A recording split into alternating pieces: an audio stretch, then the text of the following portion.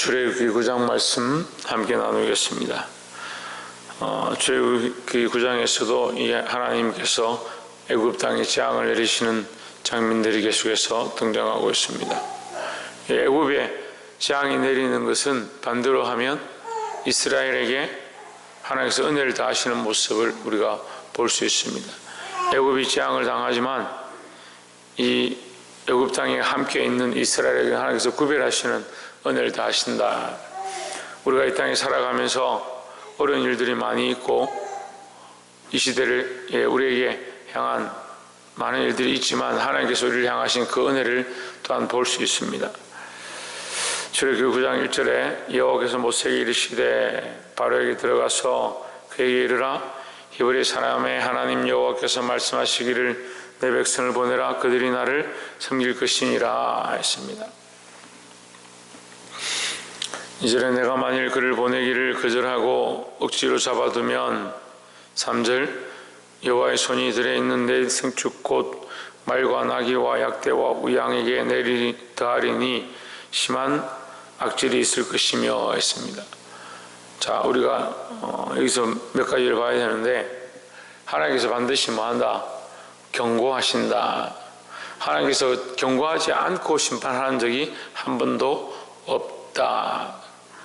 그 이유는 뒤에 제가 말씀드리겠습니다만 어쨌든 하나님께서는 이스라엘에게도 경고하시고 애굽에도 경고하신다.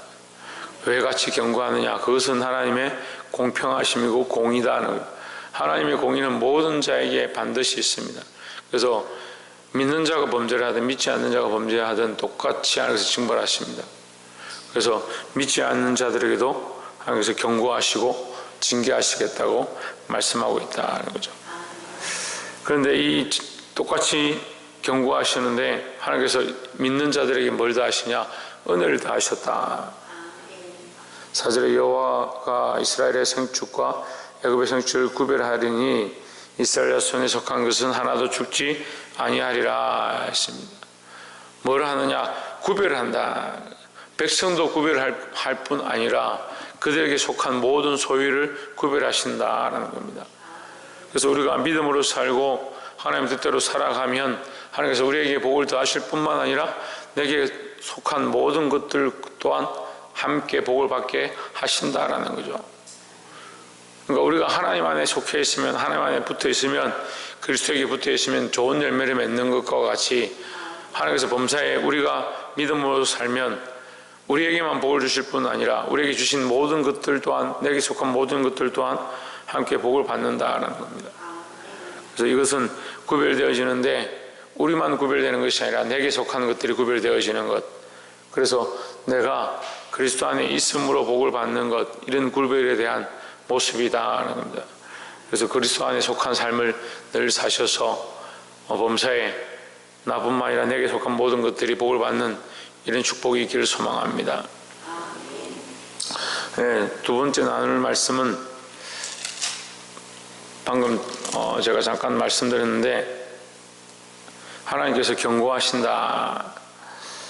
16절에 보시면 내가 너를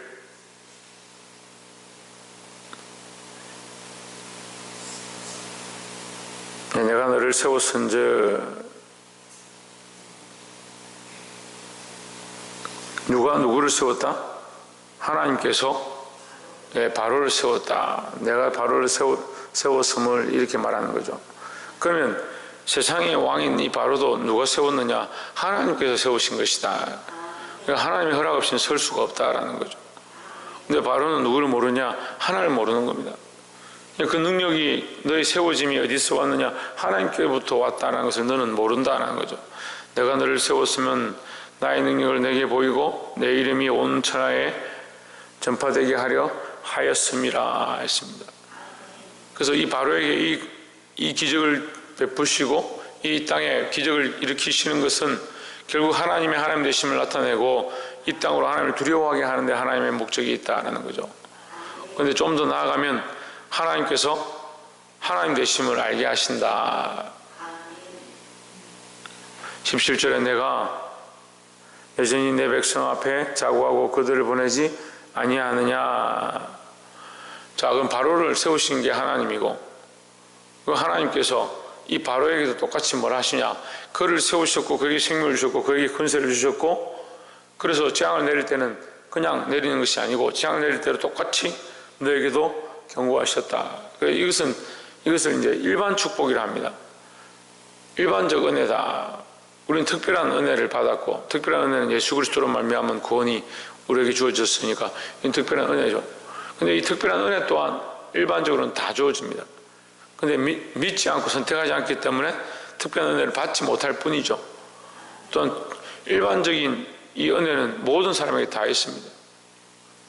그 햇빛이 내리는 것이나 비가 내리는 것이나 우리가 이 공기를 마시는 것이나 우리 몸에 이 모든 기관들이 운동하는 것이나, 이것도 우리가 할 수 없지만 이 세상이 이렇게 흘러가고 하나님이 주신 이 은택을 입고 있는 것은 다 동일하다는 거죠. 그래서 하나님께서 이 세상을 창조하시고 모든 사람들이 하나님께 돌아오기 원하고, 그래서 그렇게 가르치시고 그런 기회를 주시는 겁니다. 그거 원망할 게 없습니다. 믿지 않는 자들이 예수를 몰라서, 하나님 몰라서 믿지 않고 나중에 이 심판을 받을 때 하나님 원망할 수가 없다는 거예요. 왜냐하면 하나님께서 공평과 그 말씀으로 이 세상을 통치하시기 때문에, 공의와 사랑을 통치하시기 때문에 그들에게 동일한 은혜를 베풀어 주신다는 거죠. 18절에 내일 이맘때면 내가 중한 우박을 내리리니 애굽 개국 이래로 그 같은 것이 있지 않던 것이니라 하십니다. 우박이 내리는 것을 네가 보게 될 것이다. 경고죠. 그럼 이것을 통해서 너는 뭘 하느냐? 내가 여호와인 줄 알 것이다. 내가 이스라엘의 하나님인 줄 알 것이다 했습니다. 그러니까 하나님이심을 알려주신다라는 거죠. 알려주시는데 우리가 종합적으로 보면 바로는 어떻게 합니까? 자기 마음을 강팍해 한다. 하나님은 알려주시고 경고하시고 동일하게 그들에게도 말씀하시고 보여주셨다는, 기회를 주셨다라는 거죠. 근데 바로는 뭘 합니까? 자기 스스로 마음을 강팍해 하는 겁니다. 근데 성경에 보면 하나님께서 내가 그를 강팍해 하리니라고 하는 겁니다. 이걸 오해를 하면 안 돼요. 결국 누가 선택하느냐? 본인이 선택합니다. 본인이. 바로가 선택하는 거예요. 기회는 바로에게 줬지만 바로가 선택하는 겁니다. 그래서 바로의 이 군사들 중에도, 바로의 저 신하들 중에도 이 경고를 듣고 피하는 자들이 있고 자기의 우양들을 비진시키는 자들이 있습니다. 그런 자들은 그 죽음을 면하는 겁니다. 뭘 얘기합니까? 듣는 자들은 기회가 있다는 거죠. 이스라엘 백성만을 위한 말씀이 아니고 모든 인류를 위한 하나님 말씀입니다. 듣고 돌이키면 기회가 있고 구원의 길이 있다라는 거죠. 그래서 이 공평하신 하나님의 말씀, 이 말씀을 늘 듣고 순종하길 주의 이름으로 축원합니다. 27절에 마지막으로 27절 바로가 사람을 보내어 모세와 아론을 불러 그들에게 이르되 이번은 내가 범죄하였노라. 여호와는 의로우시고 나와 나의 백성은 악하도다 하십니다.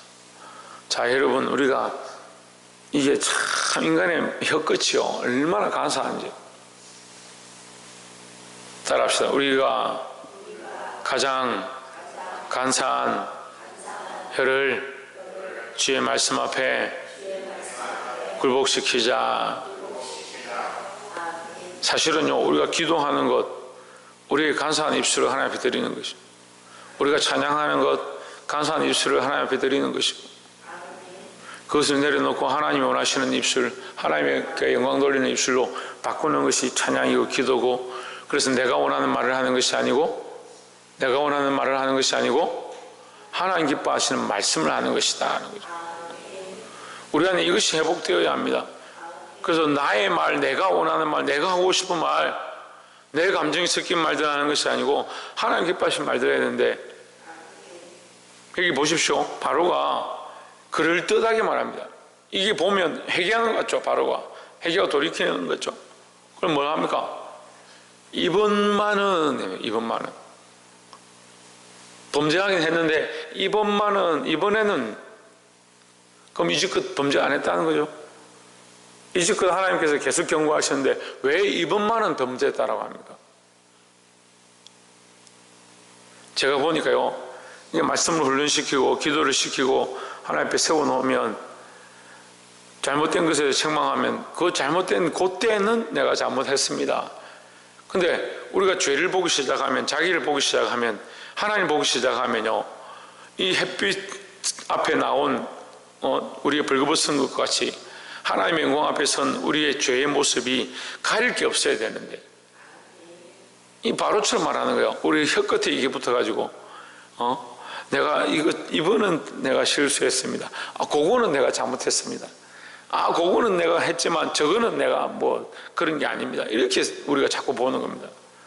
하나님 앞에 나의 연약함을 보면요, 다 이루 말할 수 없습니다. 다 말할 수 없습니다. 우리의 죄인됨을 온전히 알아야 된다는 거죠. 28절에 여호와께 구하여 이 내성과 우박을 그만 그치게 하라. 내가 너희를 보내리니 너희가 다시는 머물지 아니하리라 했습니다. 좀 나아졌죠? 다시는 여기 있지 않을 것이다. 이때는 처음에는 가지 마라. 좀 멀리는 가지 마라. 사흘 길만 가라. 다시 돌아와라 했는데 너희는 다시 머물지 아니할 것이다. 이렇게 말을 합니다.